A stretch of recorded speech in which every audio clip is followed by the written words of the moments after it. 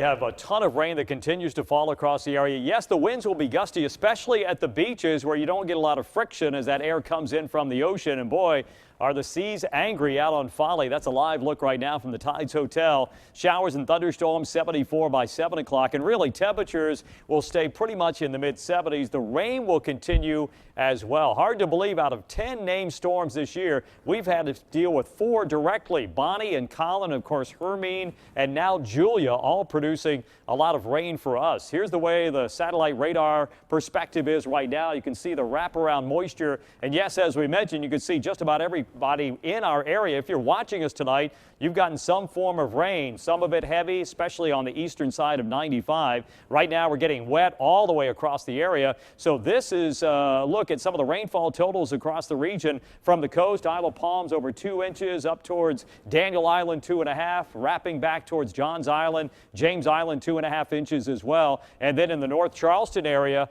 generally close to, I'd say, 2.5 inches. The heaviest rain, as you might imagine, because this storm is certainly heavy on the eastern side in terms of the heavy rain and wind, has been offshore. We got 4 or 5 inch rainfall totals out there. So as we go back to the map, we'll put this in motion for you, and these wraparound bands continue to plague us, and will, because this is a very slow moving storm. The center of circulation is actually east of Savannah right now, but the rain, the wind is really north and east of the center. And on the western side, there's actually some drier air wrapping on in. Unfortunately, because it's such a slow mover, chances are pretty good we're going to continue to see that rain overnight. Now, we were hoping this little cold front would be swinging on through and bump this thing out to sea, and it may briefly, but then I'll show you the track in a few moments that actually shows it kind of meandering around for a little while longer. So the latest numbers, it's actually east of Savannah. Winds are 40 miles an hour, as you can certainly see. All the showers and thunderstorms east of the center.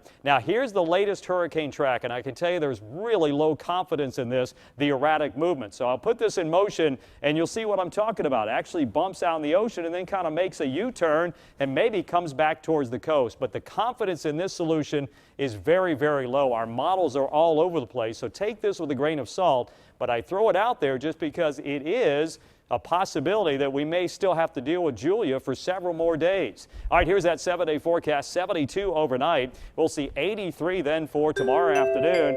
Showers and thunderstorms still likely, and really the movement, the erratic movement of Julia will really kind of hinge on what's going to happen this weekend. Friday, Saturday, and Sunday will throw rain at you. It could actually be a better weekend if Julia does move farther out to sea. If it comes back or gets closer to us, then we're talking about more rain. So this will be a very changeable forecast. 82 at the beach for tomorrow, showers and thunderstorms and some gusty winds as well. And again, Friday, Saturday, and Sunday, just gotta be wary. That could change. Don't forget to get your weather forecast on the radio in case you miss us here at News 2 Magic 107.3. And boy, this is an interesting weather forecast. Julia kind of formed when it was still over land, which is very unusual, the center of circulation. And now we're looking at a storm that just won't go away. Yeah.